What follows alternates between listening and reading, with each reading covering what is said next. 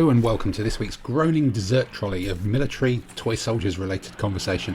It's the full 7 people back again this week for episode 65, I've checked and that's the right number, of the Madaxeman.com podcast. We're here with our normal bunch of painting chat. We're admitting what we bought this week. We also introduce a brand new feature in the amazing audio shape of I'm Sorry I Think You're an Arse, which is coming up later. We have a long old chat about morale rules. We also talk about what we played.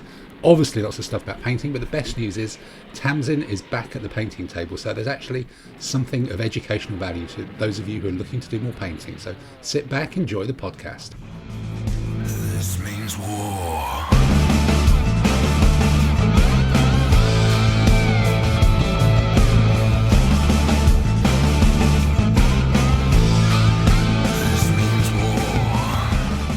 Well, look, is this 63, 64, 65? 64. 64, unless I sneak out another one this week. So maybe it's 65. That's pretty good. But, you know, the increasingly popular, which may or may not be true, Madaxeman podcast hits, I think it's 65 this week. And we've got the full team of 7 here, all poised and eager. All the little windows there on the screen. People look... Adam, wake up, don't nod off. It's not that late yet. Everybody looks thrilled and excited here. And who should we... Let's just dive straight into it without the preamble. Let's just go for it. Let's pick the man with a brush in his teeth in a kind of feral painting way in a darkened cavern. It's Dave up in Harrow. And Dave, take the brush out of your teeth. Try not to snap it or something like that. You've not been undergoing sort of surgery where you've had to kind of bite down instead of do something like that. Or what are you painting this week, Mr. Saunders? Well, I'm literally just painting some Battle of the Boyne 17th century musketeers, and I've just discovered that they've got a load of flash on their shoulder, which looks like feathers. So do you know if it's feathers or flash? They've got feathers in their hats. So I mean, I've been painting loads of these. This group I'm doing, the first lot, I've got feathers in their big wide cowboy hat sort of thing. And then I've just discovered they've got like what looks like feathers on their shoulder, and I think it's just flash. But it's really weird. So I've got a brush in my teeth because I've got a file in my hand and I'm filing their shoulders. So are you utterly confident about this? Is there anybody else on the screen who's got a view on whether people is it the Battle of the Boyne, did you say? Is it pronounced that way? The Battle of the Boyne. That's me. Yeah. Battle of the Boyne, Battle of the Boyne. Anybody else got a view on shoulder feathering? The feathering apart from the kiwi bird, no. No, exactly. I mean, I've just discovered, and it's like I've actually undercoated them and put them onto my little, because I paint them individually, and I'm just looking at them now, and I'm just undercoating. Well, just doing a grey jacket onto them. Gone. What's that on their shoulder? It looks like it's almost a moulding, but I think it's just a mould mark. It's weird as hell. Could it be a chip on their shoulder? Yeah. What is it? I mean, you know, they've got an ammunition bag slung over their handbag over their shoulder, you know, normal. But on the shoulder, you know, because they've got the big frilly cuff things, yeah? They've got all the ruffs and things, the frilly ruffs. But they also had a few other bits and pieces there as well, didn't they? I don't know. They shouldn't have. I'm pretty sure that certainly they shouldn't have anything sort of feathery on the shoulders. Yeah, but some of them had the, parrots, maybe. Almost like the sashes. It is almost like it's got a parrot on the shoulder. In the Skilling Dragoons, they went into battle. Yeah. Fully armed parrots. Yeah. That could be it.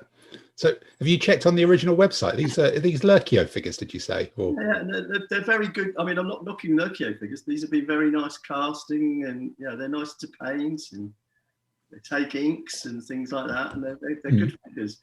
But then this is literally but it's not one model. It's one shooting. Oh, I found a picture that does. Have you found? It's got a parrot. Yeah. They have little ruffle things coming out their shoulders. Really? Stop filing. Yeah. Oh no, that could be a disaster. Mr. Mannering. Yeah. Is it a specific unit, or were they all kind of parrot shouldered? Regiment de Douglas. The Regiment du Douglas was that, or of Douglas? Wow, that's well. we've learned something. This is very early in the podcast to have actually learned something. I mean, this is literally as I've sat down here and thought, I've just sent it you, Dave. I'll just block in their jackets.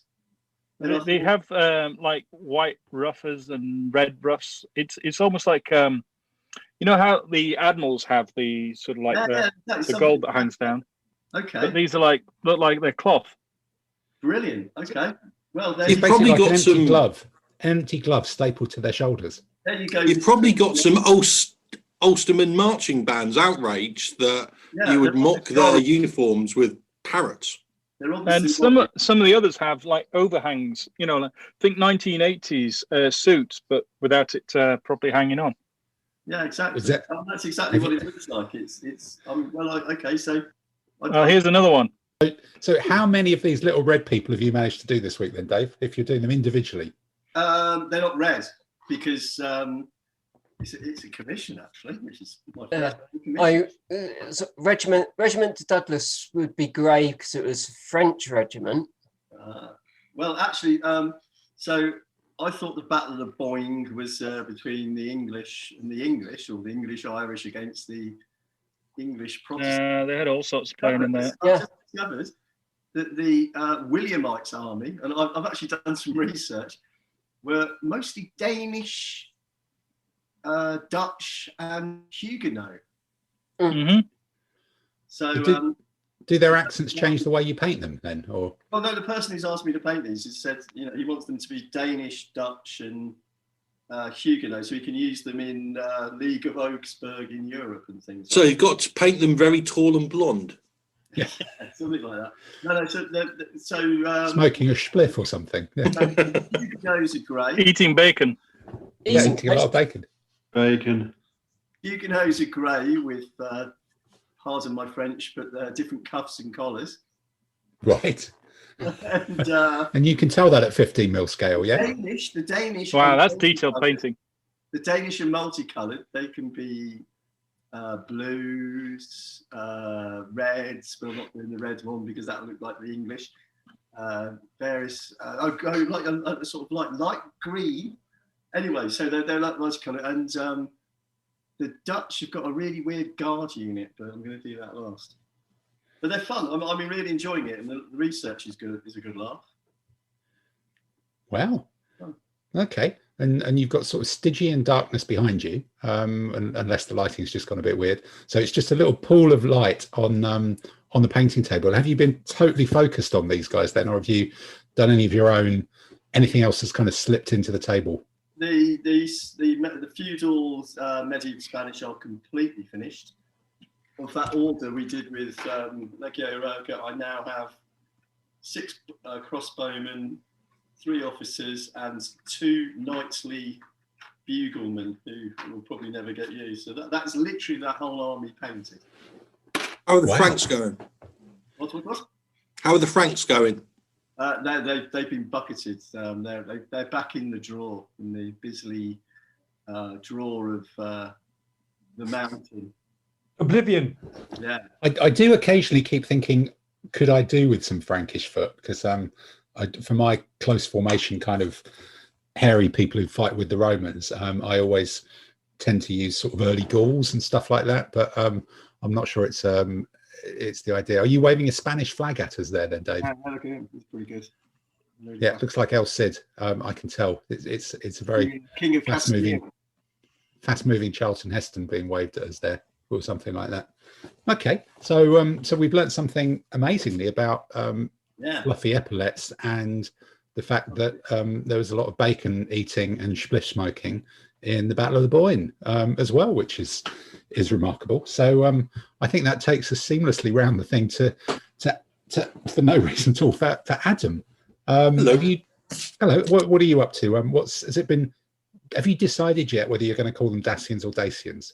No. I just. Dacia. It depends whether they've got cars, doesn't it? Latte. I'm never quite sure, to be perfectly honest. Actually, you're anticipating my what are noises section, so keep going. Potato. But no, I am still painting them. I've sort of done most of the third batch, and it's turning into a bit of a marathon.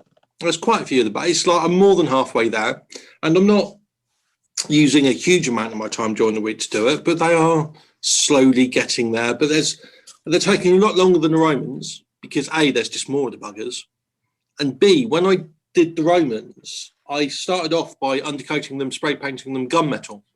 So that was all the armour done, and the helmet's sort of like all the sort of like that colour armour done. So that's actually half the figure painted. Whereas these ones, there isn't one main colour. So I've gone with white because that just gives a nice bright background. And again, I'm not using fancy techniques, but just putting the coverage on the 25mm figure takes a while. So it's kind of plodding on, and I'm getting there. But once these are done, I'm going to give myself, because I was thinking of doing some Germans, but I just know I'm going to do something different when they're done in the next 6 months or so. Trying to think, did those cavalry that we kind of swapped, did they hit your post box this week or last Monday? Got them before last Monday? Oh, you just got them, hadn't you? Yeah, I just got them. It's like I've nearly done a third batch of the fur. I've got the fourth batch to do, and then them cavalry and baggage and stuff. So it won't take. It's probably done before I get a chance to play with them. So it's all kind of fine, but it's grinding on. You know, it's a biggish 25mm army, so there's lots of paint to go onto lots of figures. And you were how many bases are you doing in total, Adam? Hang on.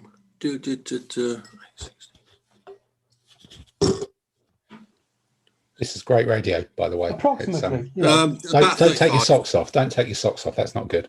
About 30, 35, something like that. Yeah. But it's fine.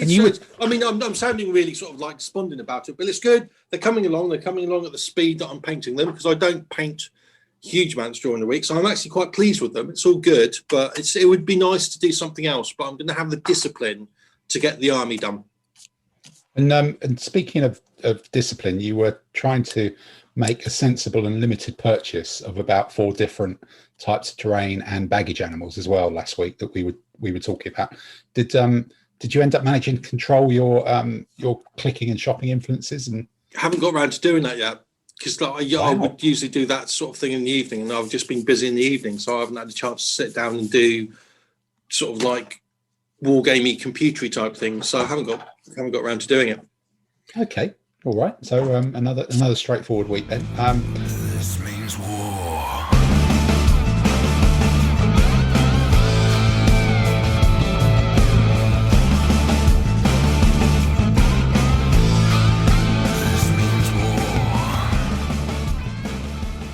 Let's flip around the screen to Simon. You're there on screen in front of a bit of a mini Stonehenge by the looks of it. But I know that it sounds like another order has dropped through your post box. Yeah, so trying to be environmentally friendly, we've been leveraging delivery systems. So combining your order and my order. So Pendragon just arrived today, so some more paints. Seem to be going through quite a few paints at the moment. Don't know why, but going through quite a few bottles at the moment. The biggest thing I've been finishing up this week has been almost all of the Renaissance Ottoman Turk cavalry. So I've got 8 bases of heavy cavalry, the Capoculi with the nobility with lances, banners, and stuff like that. 3 generals, and the last of the Janissary units. So they've all been now painted and got their banners on. Just have to do the basing this week, and then those mounted and done. What I've got left is just the medium cavalry, who will all be slightly underdressed compared to the nobility, just so you can really see guys with armor, guys with really big armor, and medium cavalry with no armor, but they're slightly bigger than light horse. Did you manage to keep that momentum with doing simple to paint but effective patterns on that you started with the nobles? You know, sort of collections of little spots and things like that. Did you manage to keep the variety going over 8 bases, or how was that side of it? I've kept a consistent design all the way through. So it's either 4 dots to give like a diamond on some of the horse's flanks, or a couple of diamonds, just actual lines with a couple of dots either side, just little chevrons in different patterns. So they are 15mm, so unless you get really close, you're not going to be able to spot the difference. But when you sort of look at it, it'll give you that nice effect of quite interesting looking cavalry rather than a guy with a big horse and a red barding. So yeah, just more different compared to some other stuff. Okay, and anything else interesting kind of in the post that's slipped through the net this week, or are you just waiting on the Pendragon stuff? I've just been waiting on the Pendragon stuff, so I'm trying to be good at the moment. But yeah, so I'm normally trying to save my money up for. We would have gone to Salute in April, so that's where I'd spend quite a bit of money for the year's supplies. So I'm going to save myself up to do the same thing, but just done by delivery anyway. Okay, that makes sense. Well, let's keep going around then. So Tamsin, now that you're marooned in London for a while, unless you've managed to do some very effective internet shopping and bought another house in the last week, have you what has come back out of the packaging crates and made it onto the painting table? Well, I did say last week that I'd started painting 6mm ACW cavalry. Got the horses done, just doing a bit here and there. Got the horses finished. So it's just riders to do. There's about 105 figures on the table. That's a lot. It's a lot, but they're small. Yeah, I realise that. I once drove myself nearly mad painting a Confederate 6mm army. But you do Union or Confederate figures? Union at the moment. Yeah, well, that kind of similar number of Confederate cavalry to do. Yeah, because they're a lot more varied, aren't they? You've got to sort of vary the colour of the uniforms and the hats and all that kind of stuff. That's enough. Yeah, that's not too much a problem to do. Like, yeah. So what's your kind of mass technique then with 6mm ACW stuff? Because I guess I do know, with 6mm, it's halfway between technique and painting style, isn't it? It's a sort of strange blend of doing things a bit differently. How do you approach them from the base layer up? It's mostly go with a slightly brighter base coat than I would for 15mm, and then use a washed dark eyed. So do you actually, base undercoat them effectively in blue? Is that your base coat, or is there a layer below that? Well, it's the cavalry. So I actually did the cavalry primed in white, the horse colours, done the tack, the bridles and so on, the saddle blankets. So it's just onto the riders now. Do they at 6mm have visible sort of straps, or whatever the word is, reins and harnesses? Because I'm not sure many of mine did when I did 6mm. Yeah, for Bacchus ones do. You can actually make out details of the bridle. So you've got the bit which goes around the neck, the bit which goes down the side, and then the over noseband part of it, and the reins. So, good God, that's better than some 15s that I've got, I think, where you can't tell that very often. Okay, so you've done a panoply of different horse colours, and please tell me that you've not done them with like layering and stuff. Some blacks, some greys, a couple of whites. And then have you done that with washes, or have you actually done layering on the horses? Base coats and then appropriate washes to That's shape. reassuring. I thought you were going to say you were doing the Foundry 3-layer system on 6mm. On 6mm, No, not on 6mm. If they were 9, you might have thought about it, but I might have thought about doing 2-layer. So 3 quite possibly with a base wash highlight. Maybe does that count as 3-layer? Certainly not that. No, okay, all right. I can let you off on that. And any of the bigger scale toys have made it onto the deck, or has it just been getting little chaps out? I always only ever have one project out on the table at a time. Good God! Wow. Yeah, that's strange. That's unusual. All right. Yeah. Okay. Yeah, so might finish one batch, and then switch to a batch from a different project. But okay. All right. Well, let's keep chugging around then, Andy. Obviously, it sounds like your spin cycle is finished, and thank goodness, yes. A small moment of drama there. I think, thank goodness, is a very polite way of doing it. I think we do have to to tick a box to say that this podcast is no longer suitable for children as a result of your was it ever, Andy, you're not on mute instant from earlier on in the podcast. Unless I cut that out, we could always use it as the after thing, couldn't we? Just clip it in, just one little section, maybe do repeats. But what have you with been? An appropriate warning, of course. Yeah. Of course, yeah. What have you been up to this week? Well, the last of my Renaissance stuff arrived, which was the heavy artillery piece from museum, and that turned out to be 70 millimeters long, which I found quite surprisingly large for a model piece of kit.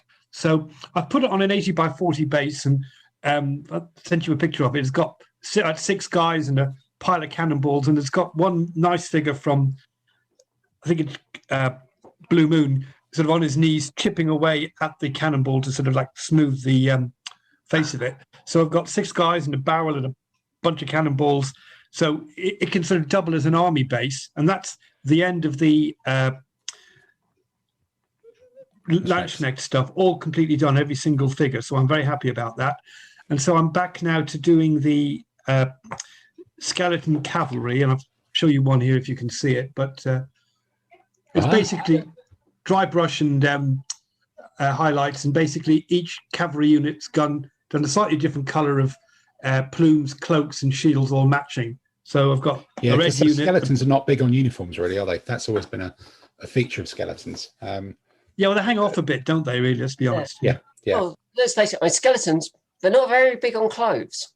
No, exactly. Nobody makes pants that size, as they say. In the supermodels of skeleton. Yeah, it just drops straight off them.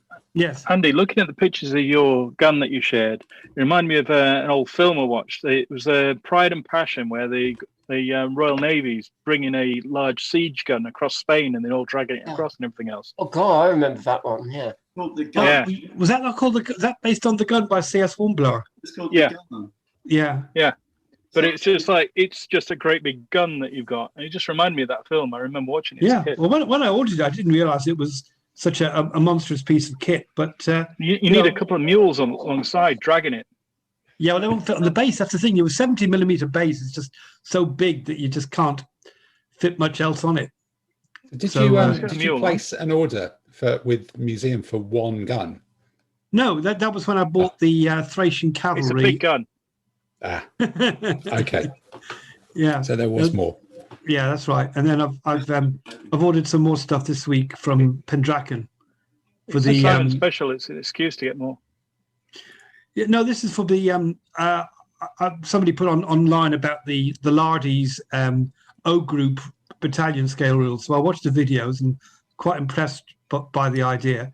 So I've got most of the kit I need, but I needed some more British infantry to make up a proper battle group under their rules. So I've ordered some of that and a few other bits from Pendraken as well, and that should be turning up sometime reasonably soon. Yeah, they're normally pretty quick at getting stuff out the door, aren't they, Pendragon? I think that. Well, the email says within they normally process it within about a week, and I ordered some paras because Jeff Punchin, who I'm obviously pleased to know is on the mend, although he's still in hospital. He gave me some British paras. He had surplus 10mm ones, and so I thought, well, I'll build those up as well. But most of the guys appear to be in helmets rather than berets. I think we'll come back to that later on. I think in a new feature that we're spoiler, just an observation. No, absolutely. I think you may be right. That's absolutely right.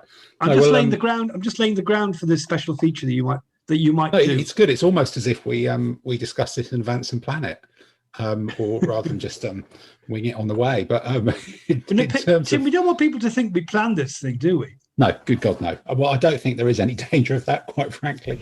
This means war.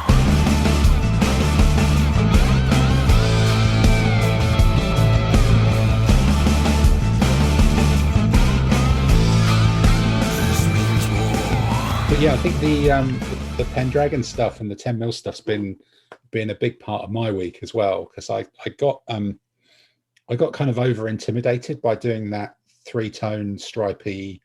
I can't believe I've not got an airbrush German camo, which is still kind of wearing to do. It's really good, but it takes bloody ages. And I just sort of thought, sod it, I'll try and do the British and component, which was just much easier because it's just kind of one color. And it was the really odd thing that I did do an army and I'd undercoated them in grey, but then I was going to kind of coat them in green spray, but I couldn't find any green spray or get hold of any. So I actually painted the damn things in British bronze green. So actually painting the main color on a huge army, I think, Adam, I know exactly what you think, or feeling with yours, but this is just with one color, trying to get decent coverage on loads of little tanks. And I think the thickness of the paint was a real challenge, because you end up, particularly with a light grey undercoat, you end up seeing the bits that you missed. So it did take a little bit of going back and forth to do them, but I think the thing with those Victrix 10mm Shermans that we talked about a while ago, having actually finished them properly this week, they're just really good. I become more impressed with them the more I do, and the more I compare them to I think I've got Pithead and Pendragon ones, and I think I've got some minifigs ones as well. And those Victrix ones just are really good. They do, you stick them next to any of the metal Shermans, and the metal Shermans look like they've just gone a little bit soggy, I think, which is kind of weird. But going back to it, I've got this whole British force with about 8 or 9 Shermans, a couple of Fireflies, a couple of tank hunter things, M10, M18, load of little scout carriers, some other carriers, some of the Butler's printed models trucks that you can see the printing lines on, and I've just about finished rebasing all of my infantry as well onto 40 by 30s with 5 or 6 guys on a little base to be sort of like quasi Flames of War-esque little kind of half squads to do that. And it's been good to remember that I've got some of these, and I think I might even try doing a kind of little BKC scenario. There's some scenarios for 2x2 boards, and I think BKC works quite well for that with its sort of random command thing. And then the other bit that some of the other bits I've been doing this week is the Dacian heads that Adam, you sent me, and the other bits of the phalanxes and the cloaks as well. I've kind of got them and cobbled them together with the Victrix peltast bodies and shields to create some Thracian peltasts. So the peltast bodies are Greeky type people in little skirts with bare arms and boots and stuff, and then you stick a Dacian head with one of those kind of slightly floppy over caps on it. Is that going to work? Possibly not. And you stick a peltasty shield on it, and suddenly and you clip off the guy's hands and arms at the wrist and glue on a phalanx, and you're pretty much there. Actually, I'm you sound a bit like that kid in Toy Story, the one that lives next door to Andy, morphing toys and cutting bits off them and sticking them back together. These are all completely morphed into definitely bits. But it's the only slight bit, I'm trying to see if I can use some of the two-handed ones, but I think that might be beyond my modeling skills because the pieces just don't quite fit together. I've had a go at one, but if you look quite closely, he's got a very, very strange, I think, right arm that doesn't really work at all. But so if you handle the ball, that'd be a penalty. Yes, something like that. Yeah, but with the weather being suddenly snowy again, it's like I kind of got this half dozen ones that I've done a quick test run on, and I'm kind of keen to try and paint them up properly, but it's just not spraying weather at all, and it's probably not going to be spraying weather for another week or 10 days. So they're going to kind of sit there looking at me whilst I try and finish off the rest of possibly that it will put the Germans back on top of the pile to get done in that kind of Second World War thing. And then I've also nearly finished doing rebasing all of my 15mm Russ and Vikings, which got stuck. I've just done all the dry brushing on the basing, and I've put some different flags on them. I had metal flags that I painted on the old set that just looked a bit rubbish. And I think I found some sort of computer game that had banners for different factions. online, probably on Pinterest, and I just downloaded and printed off a whole load of these banners. Where's it got? Yeah, just about see that there.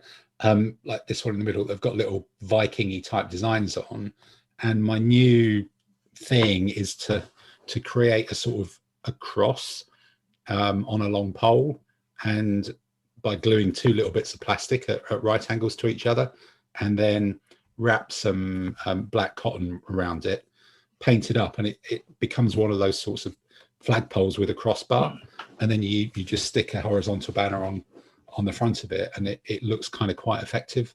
I think I did it for some Crusader infantry a while ago. So now a lot of my Vikings and Russ have got these sort of hangy down crossbar type banners, and they'll be done quite soon with a bit of luck. And then so yeah, it's been sort of prepping and preparing for some of the other stuff, but getting the Brits done and managing to sneak out and do a bit of matte varnishing.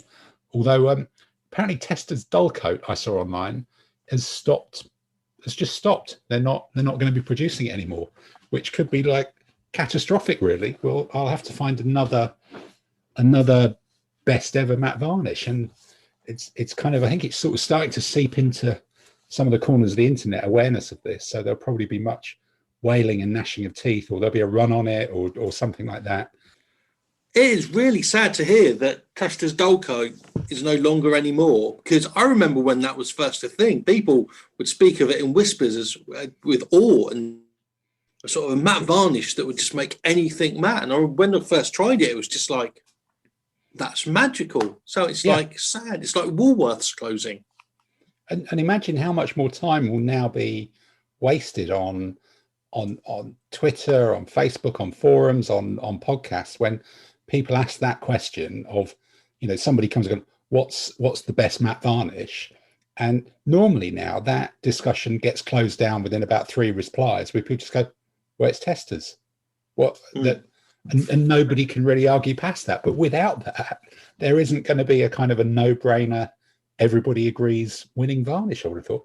Unless Tamsin, you've got something that you buy in Poundland or import from Guatemala or something. No, I'd say I've never tried Testers. I don't tend to use aerosol varnishes. Yeah.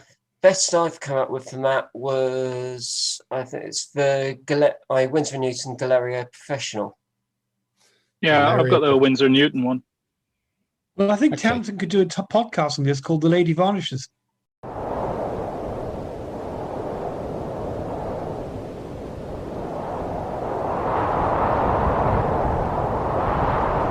Oh, it's another good opportunity for the tumbleweed sound effect there. That's good. Yeah. I think we're almost all doing it ourselves now, aren't we? That's quite frightening. So yeah. That was one that we dubbed it. Get that. Yeah, it's that quick. Amazing.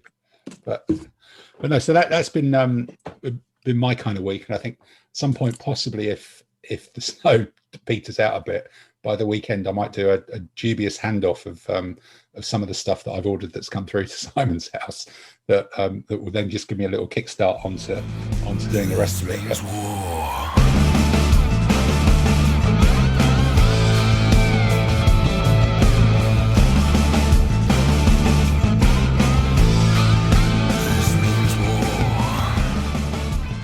But kind of to round us out, Peter, you look like you've changed your background now, and either you've got some cacti growing out the top of your head, or that is a picture of winged hussars from a historical painting going on there. So which one of the two is it? Is it cowboys or winged hussars?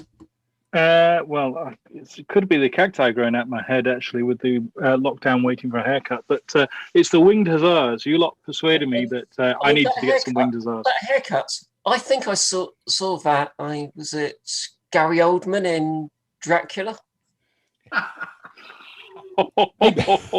Maybe we can have a Patreon. We can have a Patreon to club together to buy you a set of clippers or something like that. Like, if anybody out there is, we'll put a picture up. I've got some clippers. It's just I won't let my family near them. Right. Well, we'll have a podcast with your family, and we'll come up with a tactic. Dear God, scary! Yeah. Don't give them ideas. I'll wake No, up with we won't. bits missing. Winged hussars. So you lot persuaded me to get them, basically because, well, why not? And We had to work really hard to do that, didn't we, It was Peter? tough, wasn't it? It You was really did. tough. You did. It was a lot of persuading. You know, I had to really twist my rubber arm. Don't blame me. I was only following recommendations.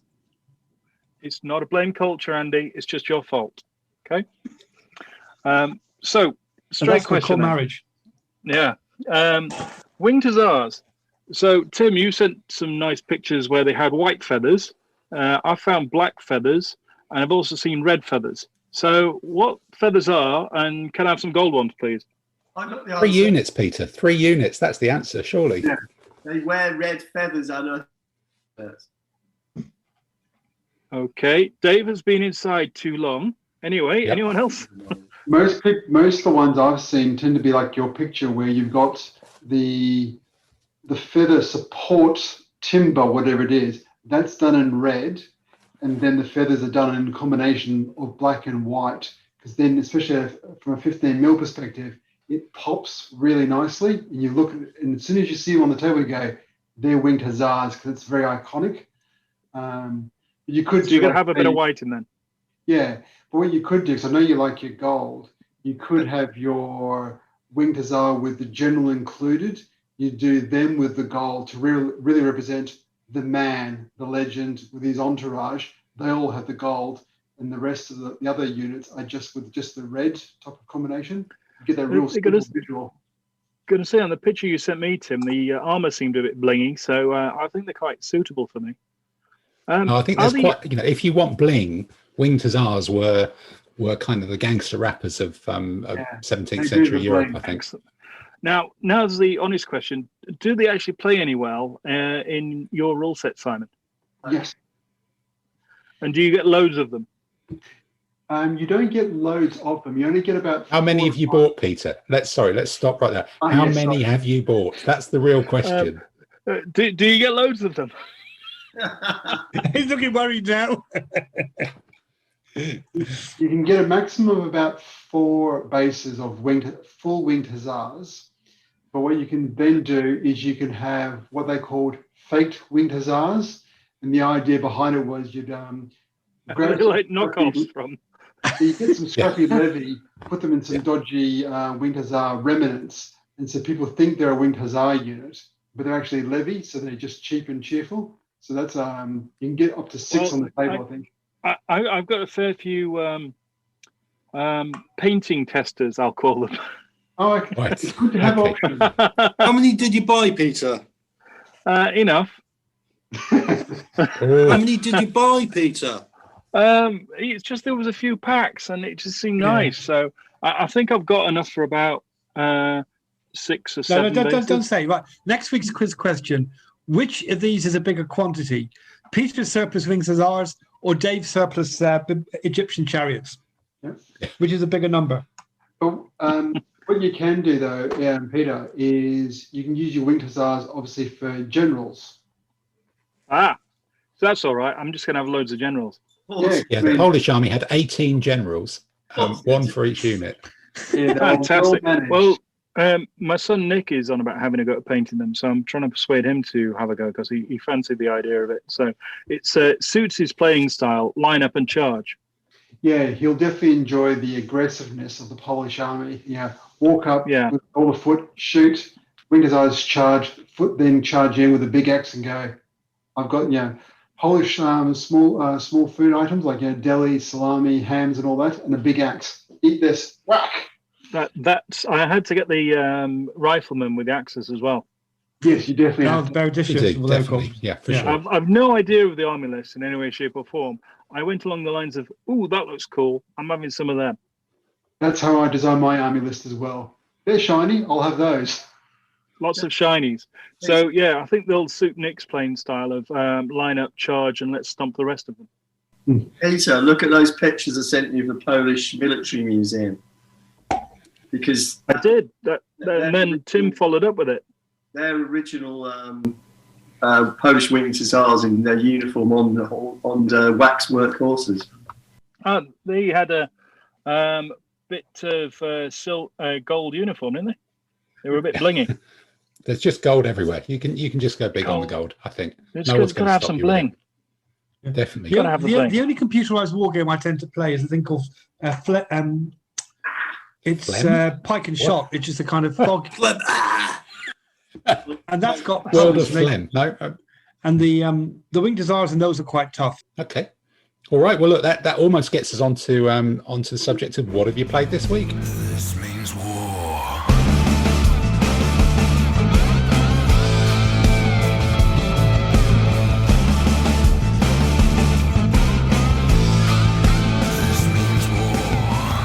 All right. Well, look, we're now onto that section of who's played what this week, and I think I can see a few people waving on screen. So let's start as we did before, Mr. Saunders. Which virtual army have you managed to get onto table this week, and how do you think it went?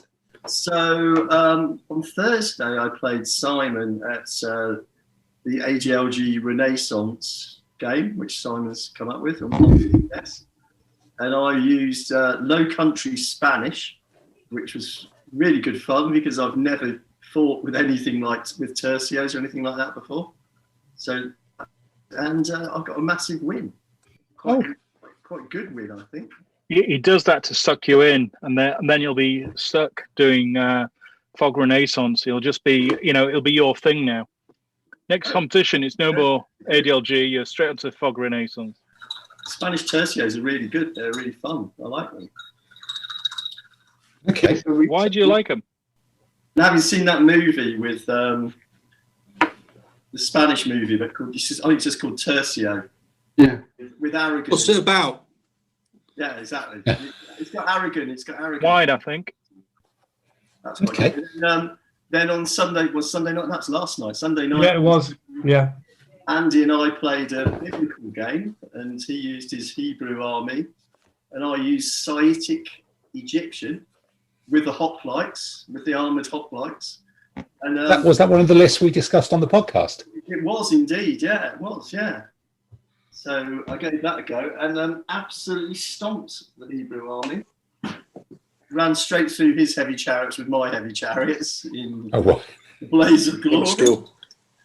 Yeah. And the armoured hoplites managed to beat the elite Meshwesh impetuous infantry, which is quite interesting. Well, I suppose if they withstand that first rush, they suddenly get into a war of attrition that they should win, really, shouldn't they? But I think it's more a case of if they throw lots of sixes and my opponent rolls lots of ones, they win. Okay, so that wasn't something we talked about in the podcast when we were talking about list design. Then, no.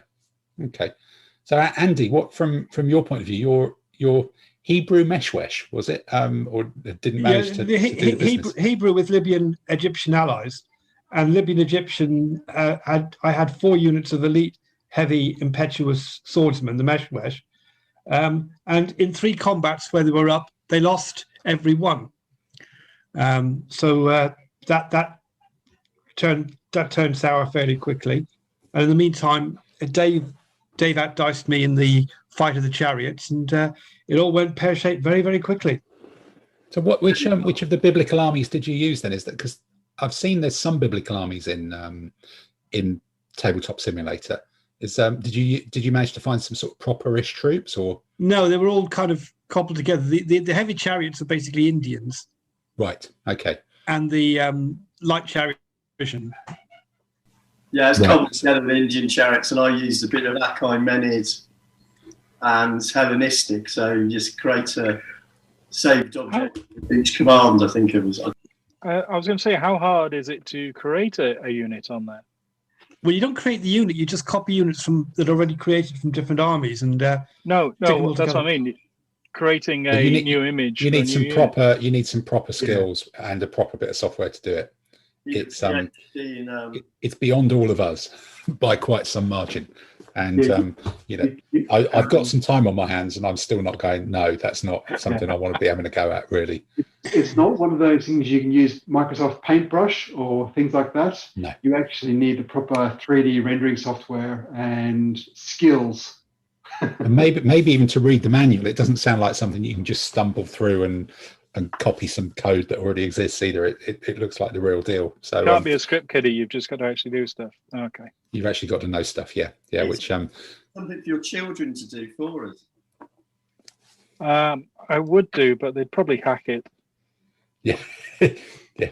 But I've been finding some of the other bits and pieces. I think, Simon, I sent you some of the Renaissance stuff. In fact, you had a game as well this week. Yeah, the only game I had was against Mr. Saunders, where it was looking all brilliant for me until I started manoeuvring, and it was a good way to see what a slightly more evil player will do, and then you expose one of your flanks to that evil player. So you left a flank hanging. Yeah. What, you mean the guy who was talking about loving hitting people on the flanks on the last podcast? Yeah. Yeah, so I got a little, we had, it was a game of around 1600 AD, so they had the big Spanish tercios, big units, and I brought in the Dutch Rebellion, so it was the first of the pike shot units. So musket versus arquebus, but I had a lot more flexibility. He had the bigger units. And we both had crap mounted, so there was no of the big cuirassier units yet. It was all still lighter gendarme type of ones. I had a bit more artillery. Dave didn't.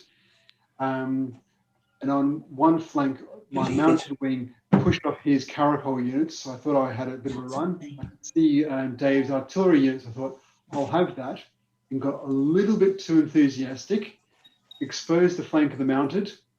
Dave's mounted, then turned around, charged me, blew through that whole wing, mounted wing, and proceeded to chomp through the rest of the army quite effectively. Masterful use of my cavalry wing. It really was masterful. So that's always good then if you can swing round on a wing and do it. So okay then. Well, look, I think that's that looks like that's covered off all the gaming for this week. This means war.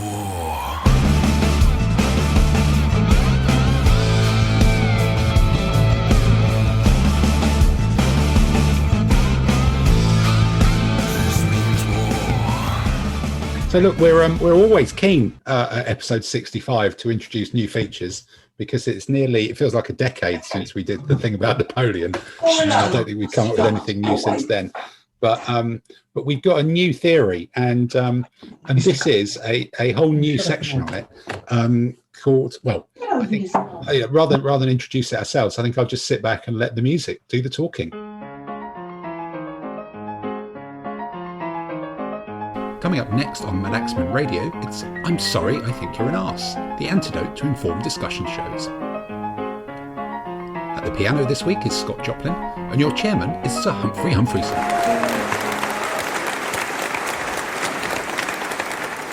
Hello and welcome everybody to this week's edition of I'm Sorry, I Think You're an Arse. You join us this week from the Charles Fulbrook Leggett Assembly Hall in Bishop's Itchington in Shakespeare's Warwickshire. Located here in the heart of England, visitors who climb to the top of a nearby hill are greeted with a view covering 7 different counties, and on a clear day it is said you can sometimes even catch a sight of Birmingham off in the distance, despite the many prominent warning signs advising against this. So look, the way this works is there's been some stuff that's been bugging me particularly, and I've got a theory about what isn't working, and I just want to pitch it to all of you guys and girls and see if you agree with me, really, because one thing that irritates me, particularly with doing these 10mm or rebasing all of these 10mm British, and I've got a lot of British paras, and I've got the little things that the paras do around. They're riding around on motorcycles. They've got these really cool Jeeps. I've got these Jeeps from Pithead with some really cool guys hanging off the back of them. It's really dynamic, and British paras, it's Arnhem, it's a bridge too far. You want all of the figures to look a bit like Sean Connery, apart from the ones that look like the other actors who are in it, whose names escape me at the moment. But when I'm going through, I've got a mix of figures from Pendragon and from Arrowhead, who used to be called Wargame South, and they're really nice little figures. But the thing that I can't get my head around is there's probably only 2 or 3 of the figures, the poses, that are wearing berets. And these are British paras, and they should be wearing berets, all of them, all the bloody time, really, shouldn't they? Because that's what British paras did. and in the film that's what you remember. And the ones which are wearing berets are not doing Sean Connery bash down a door, point a gun at someone stuff.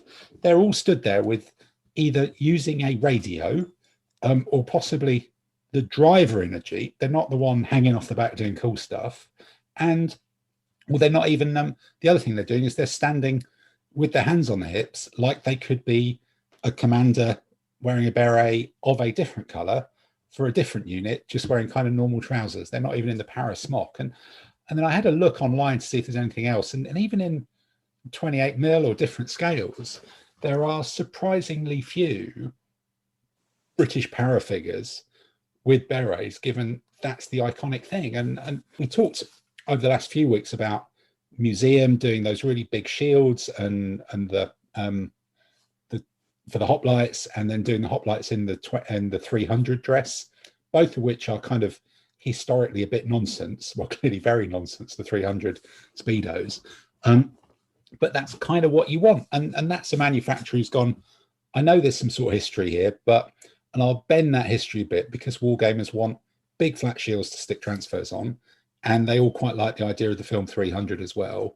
So I'll create something like that and whack it out. And why hasn't anyone else done that for British paras? Because if I was in the British paras, I'm sure I would want to wear my beret as much as possible because it's really cool. And particularly if I'm in a film, and because that's what they were, really. It was all about film. So why don't companies make just loads of paras with berets? Because we just all buy loads of them. So that's my theory. And that's what's been bugging me this week. Well, it occurs to me that if you're a para, you arrive in the battlefield by jumping out of an aeroplane. And that's good. I'm all over you with that one. That's brilliant. That's very insightful. Yeah. I've got the point is, if you jump out of an airplane wearing a beret, I suspect the beret is going to blow off and you won't have it for very long. But couldn't you have like a clip or something? Can you clip it to your hair or something? Well, or I think you'd be an arse, Tim. Yeah, you can start getting shot enough. I think you'd be quite keen to wear a helmet. Yeah, but how many shots actually hit that bit from just above your eyes to the top of your head that a helmet protects? Well, you lay down on the floor, right? Lay down on the floor, look forwards, right, and your helmet's there. Funnily enough, it comes a bit that gets shot a lot. Stand in a slit trench with your head just above to shoot. It's only going to be your head that's up though. And but this is the point though, the paras, because I've seen the rest of the figures, they're not, you don't buy figures for paras in slit trenches. You buy pictures of paras on motorcycles, you buy them running around, and you buy them perched on the back of a Jeep, herring around the battlefield. That's health and safety. If they're on the motorbike, they've got to wear helmets anyway. Yeah. No, that wasn't in place back in 1944. I don't think it was at all. But what surely they all, and then when they surrendered, they all wore them, didn't they? Because they did have them. That's because they get them taken off them. When they surrender, they take away the helmets and things because they can be used as weapons. Yeah, because all their bloody red berets got dropped in a separate drop chute, like the movie. Oh, it was separate. That happened. There were actually several supply canisters dropped. That were. It's just full of red berets, so they had no berets. The Recce Squadron, the ones that were in the East of the perimeter, they collected one canister that was full of berets, rank chevrons. Right.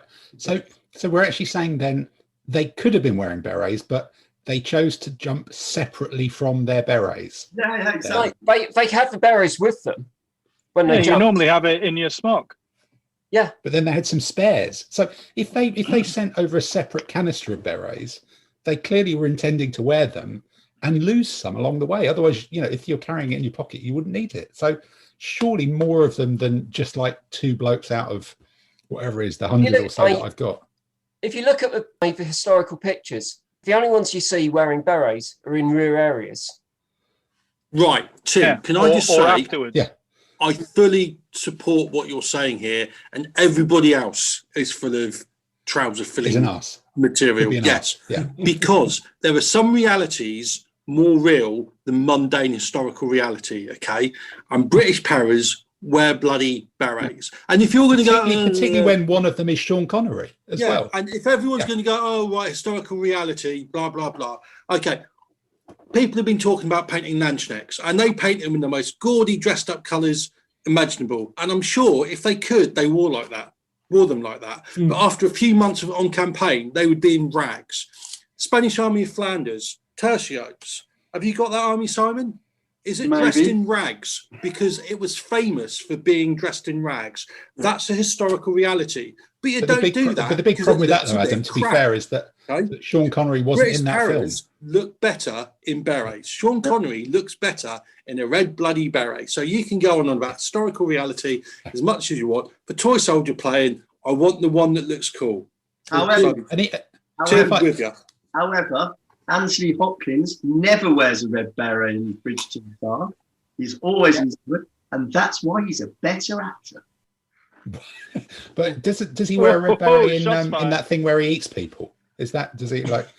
Because it's Chianti. That's like sort of. No, Hannibal never wore red berets. You can still have the command figure in a red beret. They just make one or two of them, so they stand out even more. But the command figure's on a command base, and it's actually a non-player character. I want one that I get. That's Sean Connery with a Sten gun, because clearly all of them should have Sten guns as well. And there's never enough of those either. But then again, it's 10 mil. It's a bit difficult to see. And but there just should be more in berets. And Sten gun range sucks. Figures if they made more of them in berets, Sten guns as well for parachuting. Special Sten guns. If they made more of them in berets, I'd buy more of those figures. So Tim, either airborne issue Sten had a wooden stock. That's right. Because it didn't work that well. Simon, have you got you chip in on this? Yeah, so I think I'm with you on this one because even though they might not historically have the hats, when you think of paratroopers, you think of a guy with a red hat. And when you and I used to play Force on Force, I picked up a whole bunch of British para troops for one of the random conflicts we were playing, just because they were, guy in uniform with a red beret and carrying a gun. Yes, how could you not? That's buy absolutely that right. Yeah, and that was clever marketing by what would have been Matchbox. Do you remember Matchbox? Who used to be I can't believe it's not Airfix or whatever it was at the time when we were all growing up, and they did one box of modern British kind of Falklands era stuff. And they were really nice figures. It was almost the only box of sort of soft plastic moderns they did. And I bought two of them, and I painted one up with green berets for Marines and one with red berets as paras, because they kind of looked close enough when I was that age to do them. And pretty much all of them were in red berets. They weren't wearing hats and helmets and stuff. So that's a company that nailed its marketing and was perfectly geared to sell to teenage boys who were watching this stuff on the telly. So you're telling me you're going to start your Kickstarter campaign then, Tim, to do World War II paras in red berets? Exactly. And I think what the business opportunity is to get 3 or 4 figures that are exactly the same style as every other people's range. So you have a range of 100 figures, divide into 3 or 4, or maybe 4 or 5. And there's some like Peter Pig 15 mil. There's some like Bolt Action 20 mil. There's some like all the other different scales, but they're all wearing bloody berets. And then I think people would go, I want those because the sets I've been set don't have enough berets in them. And I think there's a great opportunity Prince there. to do the theme tune. We could get Prince to do the theme tune. Yeah, absolutely. So what scale are you wanting them, Tim? What scale are you wanting? All of them, mate. I don't really mind. As long as their hats are red, they can be any old scale they want. But well, because the Plastic Soldier Company, they do theirs in 15 mil with berets on. Are they all 15 mil with berets? Do they have loads of berets? They look to have loads of berets. Right. Well, that could be the answer then. Maybe I need to start doing this in buy this bloody army in 15 mil as well as the 10 and the 6 that I've already got. You're missing. The paras were famous for being quite tall, weren't they? So it probably. Yeah, but the difference between 10 and 15 is quite tall, isn't it? They're quite big and stocky. So look, that's my theory.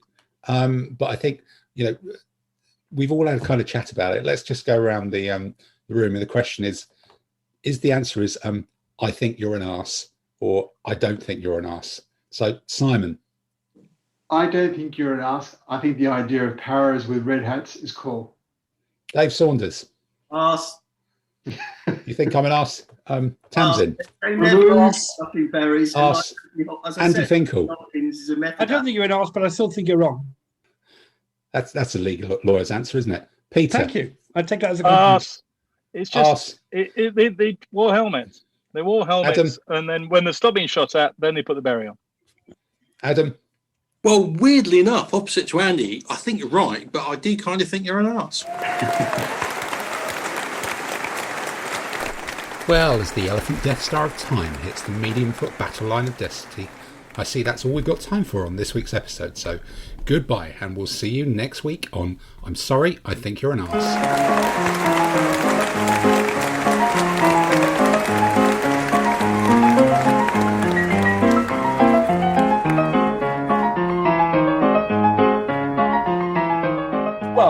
Just one other bit. What we're talking Paris. What only one range in 28mm by British Airborne has a guy in a kilt. There were two guys at Arnhem in kilts from a glider pilot regiment. Well, it's glider pilots. That's different. That's glider pilots, definitely. The artillery that was dropped with them didn't wear. I'm going to say it wouldn't be one of the parachutists wearing a kilt, would it? No. That would be awkward, wouldn't it? That's a short weapon. Yeah. Is that your reserve chute, sir? Or something. I don't know, but don't pull the string. Pleased to see me. Yeah? And I've never seen British Airborne collections somebody with a chicken. My first ever parachute jump, I did it with a Arnhem veteran who was re-qualifying to go and jump in one of the memorials. That's good. Is there any more to that story? No, it's like he just said, "Follow me," jumping out the plane. You're like going. It was like talking about glider pilots. I was watching Antiques Roadshow last night, and they had some medals and stuff from a guy who had been a glider pilot in the 1945, and his glider landed in a ditch, and it was carrying a tank, and the tank flew forward out of the glider and landed in the ditch. They should have put red berets on the Hamel cars, really, shouldn't they? And on that note, so look, I think we've survived that first feature. It's I think it's got potential. It's got potential. We've got room to improve it, quite possibly. But we will probably return next week with another episode of I Think You're an Arse. And whilst we're on that subject, I'll pay the compliment back. Andy, it must be time for your quiz. Comment les voir? Question. Le trou est sans fond. Question. La légende le dit. Question. Elle dit aussi. Question. C'est une maladie. Question. Right, Mr. Finkel, whatever your washing machine incident, is that still an ongoing scenario situation? Has that been done and dusted? Thank goodness, yeah. Yes, thank goodness, right. Well, hit us with the answers and questions, yeah. Well, last week's question was all about mad science. And there were three questions. The first one was, what was Archimedes' iron claw? It was just that was the grabber pulling up the ships in the siege. That's right. Syracuse, yeah. Land base, wasn't it, as well? It was on the dock or something. Yeah. Must have been a bit like those things harbour. you see at fairgrounds where you're trying to win a teddy bear and you try and maneuver the arm over and grab the teddy bear and lift it out. But instead of teddy bears, they were trying to do this with Roman ships. And apparently they did actually sink quite a few of them. there's a It's better than the teddy bear one, then, wouldn't it? They never work at all.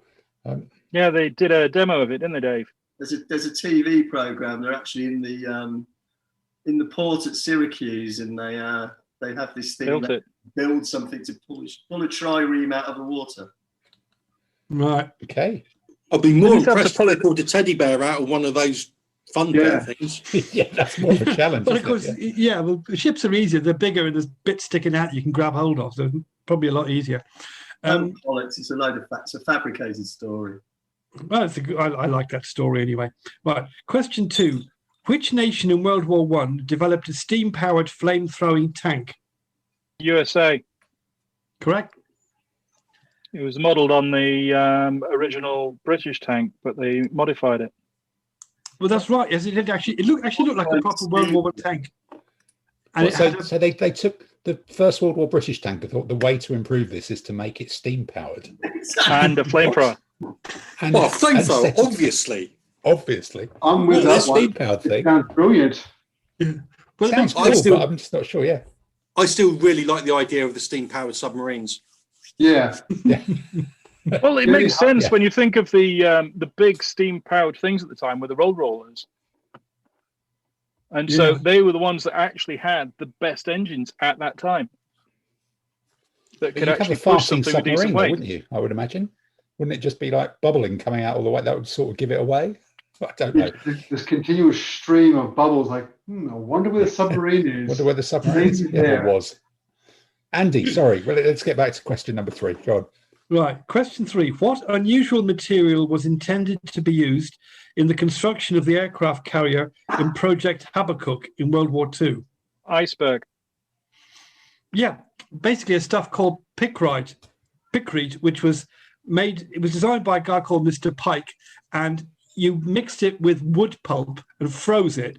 And this apparently made it practically bulletproof. And the idea was they were running short of metal, so they wanted to build an aircraft carrier. So they thought, well, up in Canada, there's loads of wood pulp, there's loads of ice. We freeze all this stuff, and they made a small model of it, and it worked. When they tried to scale it up, it didn't work quite so well. But to prove the qualities of pickrete, they actually had at one of the Quebec conferences where all the leaders got together a demonstration, and they got a block of ice and a block of this stuff, and Mountbatten, who was in on this for special, forces and stuff, took a shot with his pistol against the block of ice and shattered it. Took a shot against this block of pickrete, and the bullet bounced off and grazed Admiral King on the knee. But surely it would have a sort of limited theatre of deployment, and a lot of the carrier actions in the Second World War in the middle of the Pacific. Yeah, well, it was for convoy defence. North Atlantic. Yeah, the idea was, we want somewhere to land our planes when they're fighting it. But then, some design flaws crept in. People, because the head of the Admiralty says, we want this thing to be torpedo-proof, so it has to be 40 meters thick. And the Fleet Air Arm wanted to land heavy bombers on it, so it had to have a 2,000-foot long runway.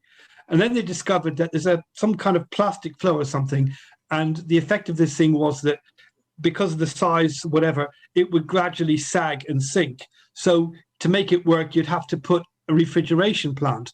But the refrigeration plant used so much kit that you could have actually built a fleet of aircraft carriers from the kit used. So they basically gave up on this thing in 1944.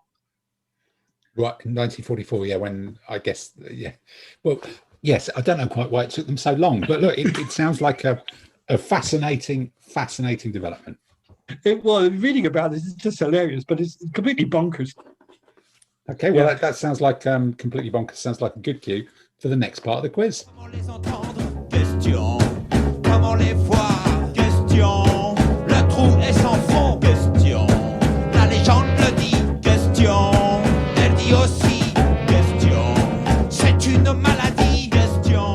So Andy, hit us with this week's questions.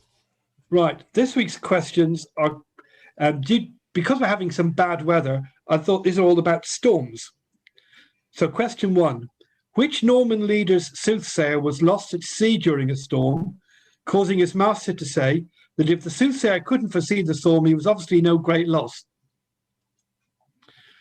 And question 2, what iconic name from their history did the Japanese give to the storm which scattered Kublai Khan's invasion fleet? Okay. Question 3. In the year 255 BCE, a summer storm struck a Roman fleet and over 600 ships. And over 600 ships, including more than 300 warships, were sunk with huge loss of life. And what distinctive feature of the warships contributed to so many sinking? They weren't made out of ice and wood pulp, were they? No. That might be the answer. You'll have to wait till next week. That could be. We'll have to wait till next week to find out.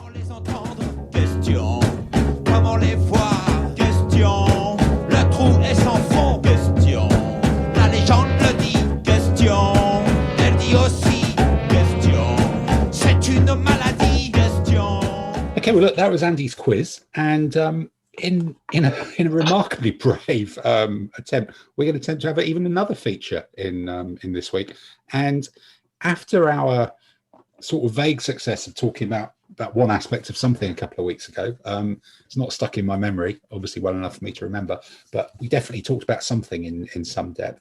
One of the things that's been suggested online, weather, that was it, weather, and that's even the theme of your quiz. My God, it does all hang together, doesn't it? That's remarkable.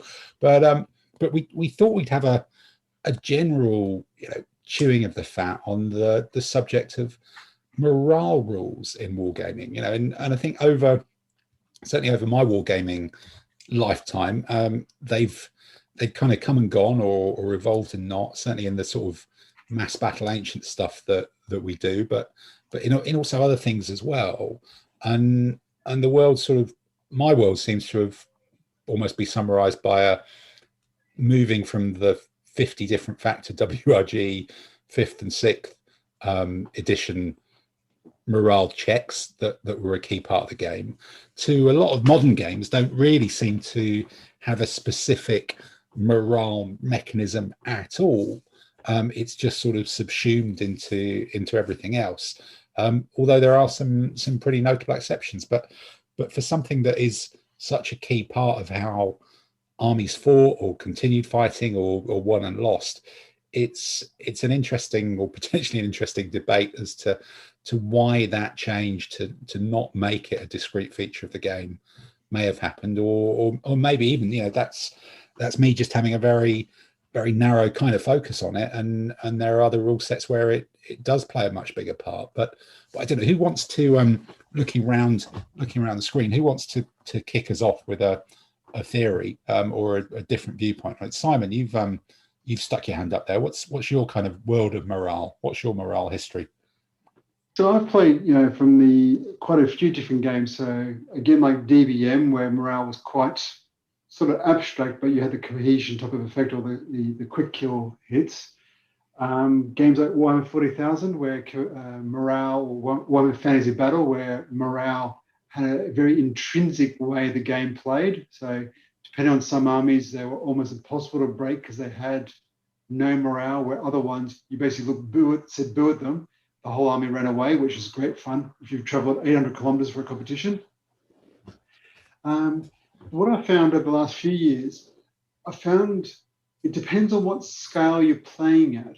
So if you're playing an army size game, which I know we've talked about a little bit before, so say like an ADLG game where you've got an army you're playing with, whether it's on a 6 foot by 4 foot table or smaller, is immaterial. If you're playing an army size game, you want the morale to be a little bit more abstract because you just want it to flow quicker. If you're playing a smaller, like a unit size game, so say force on force or ambush alley and all that, it had a very detailed morale system because it allowed you to reflect the very disparate troop types you'd have. So force on force was a game where you could do asymmetric warfare, where you could have highly professional, highly trained special forces troops or normal military versus your ragtag militias and all that. So you can get that very highly motivated, but as soon as things go wrong, they all run away type of armies, versus, you know, the iconic SAS troops who go in, 2 of them, know what they're doing, highly motivated, you know, no matter what happens, they deliver the mission, get out, and all is good. And so really, for me, it depends on what size your game you're playing with, where you want the detail in. I think actually maybe, you know, force on force, I think, Peter, you played quite a lot of Flames of War as well, didn't you? And in the day, and Flames of that was one of the sets where, again, correct me if I'm wrong, but morale wasn't a specific mechanism, but it was rolled in with effective combat effectiveness. You know, the higher quality troops were just harder to kill, were they, or something? Yeah, like that? it came in a number of ways, in both you know, from when you hit the tanks about their willingness to get back in if they've been sort of like shook up a bit. So, or even to the point of the army breaking because of the morale. And so it wasn't specifically called out, but it was intrinsically in the roles about how they'd actually receive different things. And it certainly gave it a lot of flavor. So you got certain troops which were, you know, steadfast defenders, and others that were very good on the sort of like impact, the charging in sort of thing. And others where, you know, you've just got a lot of troops, but they're really shoddy morale. I think the oddest one was the Italians, which you'd actually do a roll at the start to see whether they're going to be good or bad troops. And depending on the roll was how they could be, which I think was a bit extreme. I remember playing, I think, Clive once, and he had Italians, and they basically walked off the table before we even got to say boo. But it's very different. I quite liked it because then you could focus down. I actually remember winning a couple of games because of it affected how people deployed. So from the different scenarios as well, you had to actually think about it, because if people deployed the wrong troops to start off with, then you focused down with, say, artillery and targeted certain key ones, the rest of the army didn't want to turn up. Was that a rule? I say though, the difference there being that morale wasn't done through a separate mechanism; it was just baked into overall combat effectiveness. Maybe that's kind of one of the changes or evolutions. I think you see that more and more. Yeah, it's when you talk to like Hervé for ADLG, it's kind of baked in, for like heavy troops versus light troops, and slightly different elite versus poor. So as opposed to being a specific thing, it's baked in to the piece because, as Simon was saying, you have a bit more of a flowing game at that point. But it gives you flavors. I mean, I suppose you can go the other extremes and have one for each, but that boils down to the point that you'd want that for individual units, because otherwise no one would go anywhere. Okay.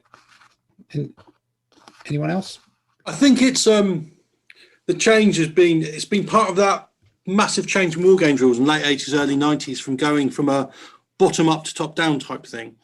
Remember when you first started playing, morale was seen as key, and you had morale tests to see whether the troops would carry on fighting or whether they would charge or stand or blah, blah, blah, blah, blah, blah. At the time made a lot of sense. But I remember reading Barker's blurb to DBA when he was talking about, we modelled this and we modelled that. And I've sort of come to realise that, do we need to do that? What we need is the outcome, not the process. But did it come from like role-playing games? Was it a crossover from the Dungeons and Dragons thing where you do morale test about whether you can do X, Y, Oh, Z? no. The other way around. Dungeons and Dragons would have learned it from war games rules. Because war games rules started doing it in the late 60s, early 70s. And it was all part of that process of very early war games rules. You had sort of like chuck a dice to see if hit, chuck a dice to see if they die. And then it's, well, we need to model different weapons. And what else is, morale's important. We need to model morale in the game. So you had morale tests and reaction tests. And they've sort of, now I think games designers look more at what are the outcomes that we're looking for and how do we get to that outcome. So discrete morale tests have more or less gone by the by. And it's like similar things like any sort of like set of rules that throw to hit, throw to wound, throw to save. There are just better, quicker, easier ways of getting that outcome than throwing 3 dice. And I think there are just better, quicker, easier ways for modelling morale than a discrete. But because don't get me wrong, sometimes I used to really enjoy them. I remember one time I had a unit, playing sick, the unit of Indian elephants that I had to check to charge, and they went impetuous and hit some Aztec eagle warriors in a flank, and it was hilarious and it was brilliant and really funny. But it was like, it did slow things down so much. And I tried playing Shock of Impact a few times as well. And not only did they have a test to charge and the opponents had a test to stand, but you then had the 30-yard test to see if you test to charge home. And at the time it made sense, but now I'm thinking, bloody hell. That's like those 3 shock different... of impact rules. Those shock of impact rules, you were going through like a list of 30 factors, weren't you? But you were rolling 3 dice to get. That was seen as not strange at the time, whereas now, no wonder they played so bloody slowly. Yeah, it was just running through that long list, and then it became a game of, can I engineer all the positive factors that are going to stop me failing this kind of weird random test? Mm-hmm. And then when it started going wrong, it started going completely wrong. I think some years after I'd stopped playing 6th, and I think I'd gone through 7th and was playing DBM, I think for real retro purposes, I had a game of 6th with a mate of mine, and I think he still played occasionally a bit of it, and the whole 6 foot wide battle, and I had 25mm Romans and he had some Sassanids or something, and basically he started the game with a sacred standard and 2 generals or something on one side of the table with his elite cataphracts, and they wound themselves up with all these pluses to get impetuous, which gave them extra factors in combat, and that basically charged in, and then this collapse just rippled along my line, and the game was over, and we were like, did we used to do this for real? Was this a thing? And we would take a lot of time rolling tests.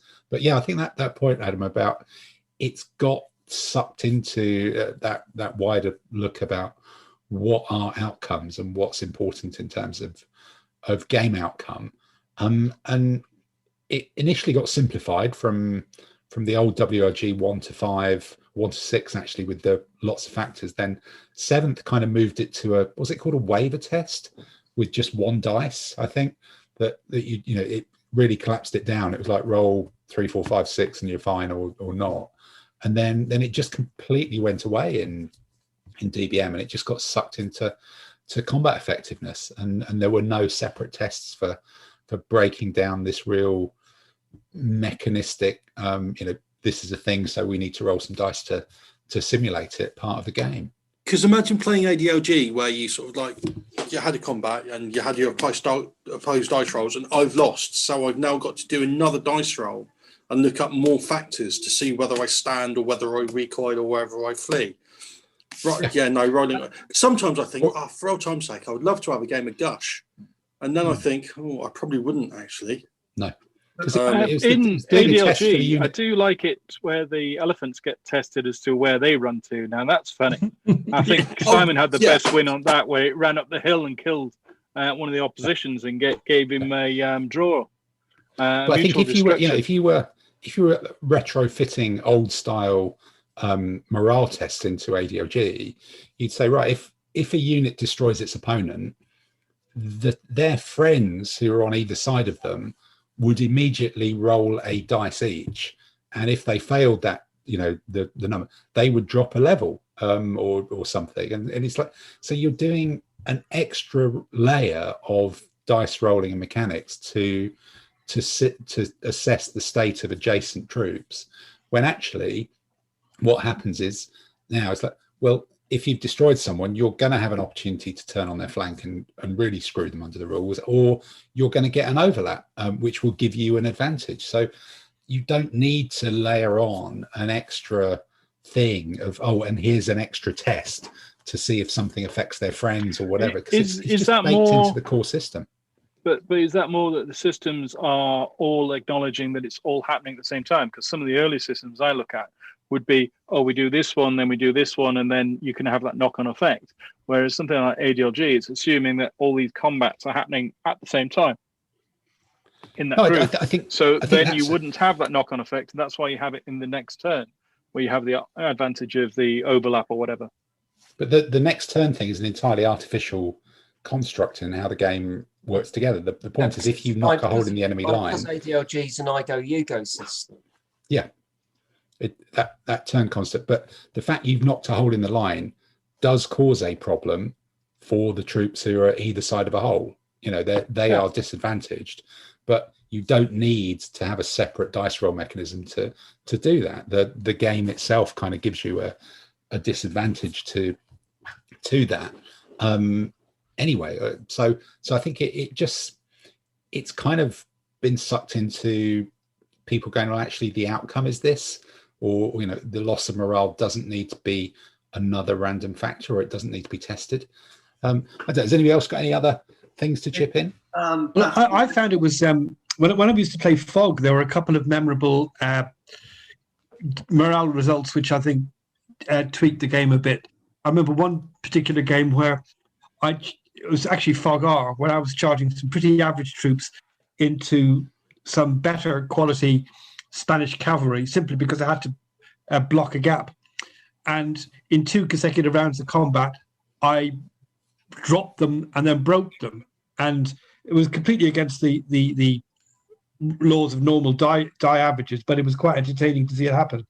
And that kind of thing, when you get a dramatic result, which you weren't expecting, was quite good. Now, you might say, well, you could get the same with a 6-1 on ADLG or ADLGR, and possibly you could, but the fact that you went from no hope to breaking the enemy in 2 goes was quite spectacular. Now, and there is a drawback of having the subsume morale rules. We're used to games now where if you break a third or a half or whatever of the opponent's army, you win. And that gives an artificial, well, I need that one, and that one. And your entire focus comes on to killing those 3 units, which is a very artificial way to try and win a battle, because that's not the way an army would break, really. It would sort of like crumble away. So that whole having tests rolling out might seem to be more realistic, but I'm just not sure it's worth the extra hassle. And it's also, again, generals don't fight battles like we fight battles, really. So having a game where that's what my plan is and taking them out, I'm kind of happy with. Yeah, I suppose if you look at that fog, if you look at that fog model, you've got a combat outcome, which is 2 sets of dice rolling against each other, and then as a result of that, the losing side takes a separate dice roll test, and so that can either multiply the swing. You can get a lucky win, which is then compounded by a lucky morale result. But more often than not, the effect of the morale rules, because the morale rules are based on probability as well. If you get an unlikely win in the combat mechanic, you then move into a morale mechanic which is going to naturally flatten the overall outcome towards more of an average. The more dice you roll, the more average it's going to be. So I think it makes splitting it into 2 separate mechanics which have a multiplier effect on each other can get you some more extreme results. But it's, at the end of the day, it's just going to make it harder for good troops to really do badly, because they will have a sort of saving attempt with morale to kind of mitigate a bad set of combat dice. But you're still playing with probabilities, aren't you? But it's still a very literal. It depends on what you're looking to model, and it depends on how much extra time and how much extra faff that adds on. Is it worth it? And if it is worth it, fine. And again, and that's different for different individuals, and that's why everybody plays different games, and that's why we can sort of like argue quite passionately for rules that we like. But it's I think I've gone with the general trend of wargaming of simpler is usually better these days. I think also depends on combat doctrine and era. So, for example, failing a morale in ancient might be different to failing a morale in a World War II context. Failing morale in a World War II context might just be hit the dirt and do nothing rather than run away. Yeah. And that might have a different dynamic on how the battle develops. Yeah, it's when you look at the Vladi's rules, chain of command, I think I use the same sort of mechanism as sharp practice, where the individual units in combat, some dice will cause kills, so figure removal. The other dice hits will cause shock, which builds up, and when the unit reaches a certain amount of shock, it becomes pinned, it becomes less effective. When it accumulates even more shock, twice as many points of shock as there are figures remaining, it breaks. And then you have the overall force morale, where if a unit breaks or is wiped out or a leader's wounded, you roll a bad things happens, which can reduce force morale, which when you get to very low levels affects how many command dice you've got. I think that works quite well, because you could actually have it soon that hasn't had anybody killed, but it's just accumulated enough shock from enemy firepower that it's broken. And I think it's possible to have quite clever, cute morale rules that do reflect morale without having a separate morale phase like that. Or one thing in PBI and in ideology I really like is it's a lot harder to get troops to move out of cover. So when you're moving around, it's sort of like moving through cover is fine. But if you then say to them, and they'll go out into the open, it's a lot harder to get that done. And that's part of the movement rather than part of morale. But it's quite a cute way of sort of like reflecting. People didn't like standing out in the open when there were lots of bullets flying around. I think there's an interesting theory about looking at, those sorts of mechanics in the Lardy's rules, the sharp practice and stuff like that, is that what those mechanics do is they create a stronger narrative. They're less about here is something on the spectrum towards chess, in that you're maneuvering pieces around to get an outcome. And actually, you're creating something that you can talk about, you could write a book about afterwards. You're creating a story with heroes and dramatic events that have got quite a literal, and that's maybe kind of one of the objectives of the game, what the outcome is. You know, if you go back to the other one, I think we probably all played a bit of Saga being literally named after the Viking sagas, and as a game that, you know, I think we've all talked about it. It does suffer if you play it overly competitively, or if one of you is playing it overly competitively. But as a beer and pretzels game, dramatic mad stuff happens, and they give those dramatic mad things names. You know, that's core to the game. So I think, yeah, if your objective is to create a game that has a heroic narrative afterwards, having strong mechanisms based on morale that allow heroics to happen is clearly quite key. But for the bigger sort of mass battle games, that's not quite the outcome, because it's just not what you're trying to achieve. You're trying to achieve a sort of chess with a random factor component to it, of that way of managing a large battle. I think it's quite right, Tim, because I think in Saga you're talking about the fate of individual figures, and you know, sometimes you've got a small unit of 3 or 4 Hearthguard and they fight really well and carve their way through the enemy. That's the kind of epic story that would have come out of battles when they were recounting it over the fire at home later when they were telling all their folks about it. But the aim of the game is to give us that story to talk about afterwards, whereas it's not, you know, if we have a mass battle ancients game and the story is this unit was unkillable and carved its way through and, you know, and took down this, that's actually a game that we all go, yeah, they were just lucky on dice. That's not really it. You know, you want a game of my grand strategy worked. You know, I overwhelmed the right, I punched through the middle, this sort of thing. You don't want they were heroes. That is a good story. It's a good thing in the pub, and you do tell it, but we all know at the heart of it, that's just like, that's a dice thing, really. It's not that those little soldiers weren't particularly heroic in the real world. They didn't do anything more, and that's not what you sort of expect out of those games. But I think there's one bit here that we've sort of touched on, but not actually said, which is the more maneuver elements that you have in a game, the more abstracted you need for morale to be. So ADLG, where you've got 20 or 30 maneuver units, having to do morale checks every turn, every combat for those would be detrimental. You don't want that. Rolling it into the damage levels, cohesion of a unit works there. When you've got 4 or 5 units, you might have up to 8 units in chain of command. Yeah, it's not unreasonable to have to do morale checks occasionally. If the bad things happen, rolls are occasional. It's only when a team gets wiped out or breaks, which is going to take quite a while. It's not going to be that frequent. Okay, yeah. Dave, you've been waving around in the corner. What? I was going to say, Bataille Empire, the Napoleonic ADLG, that's got a morale test in it. And how do you think they work? Is it more appropriate for that sort of period? We do it all the time. Yeah, we play, we just forget about it by accident, rather than means, because we haven't done a morale test for years and years. I played Peter a few times and went, oh yeah, we forgot to do morale tests, because every time you get shots, someone has to do morale test in that, and I think that does bring the flame. Yeah, it's basically to signify the whole shock of the bullets going in, because it was such a sort of like a wedge of bullets coming in and hitting you, wasn't it?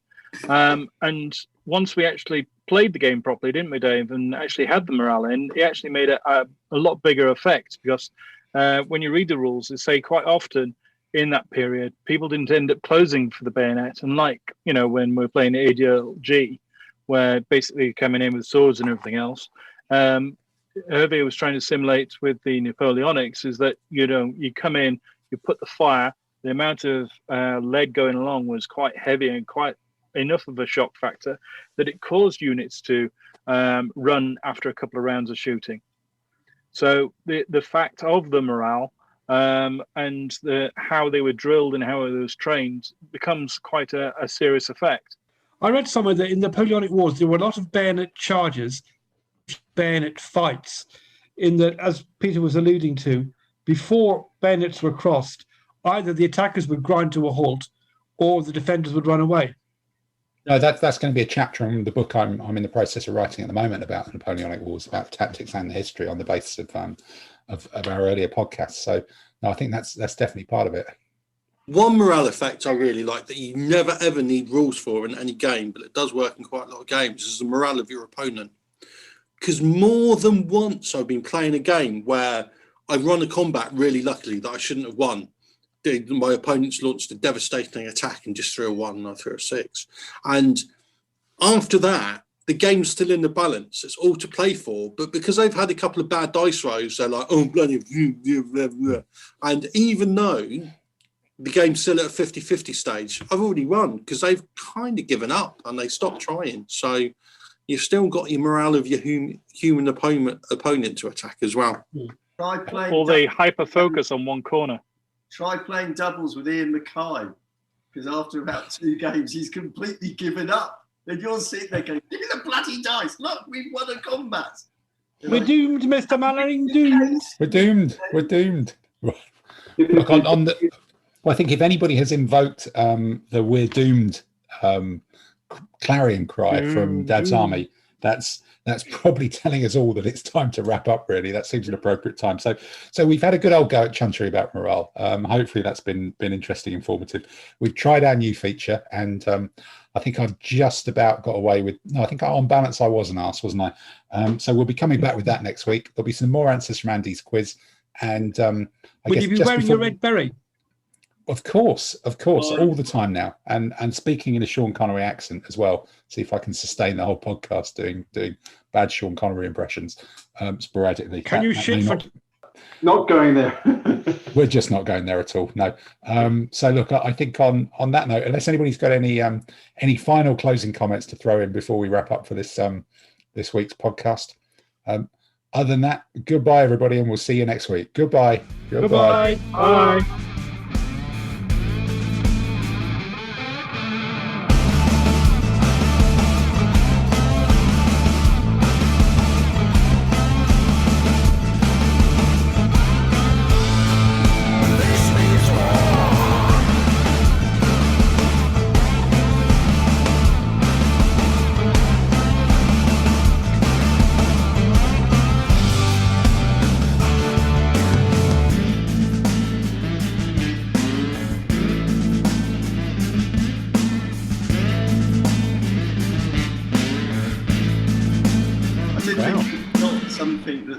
Yeah. Oh, for fuck's sake. Andy, you said you were on mute. Mute. No.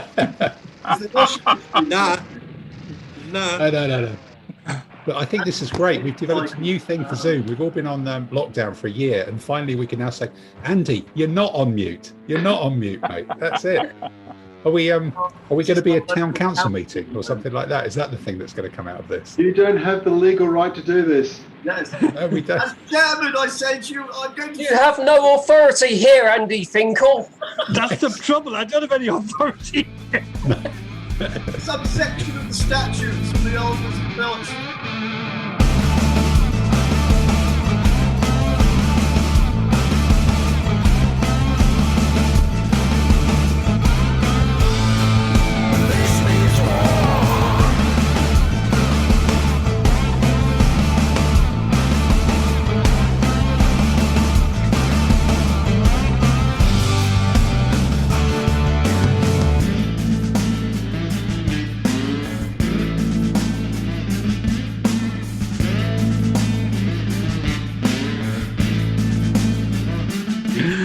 Right. Does anyone know a good divorce lawyer? Yeah, you. Oh, yeah. No, I don't do divorce. What your wife's looking for? This means war.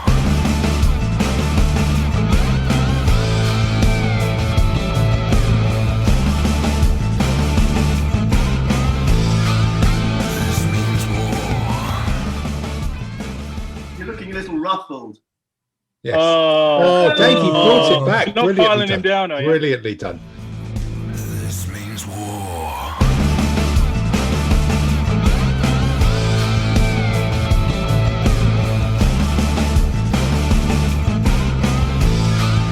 This means war.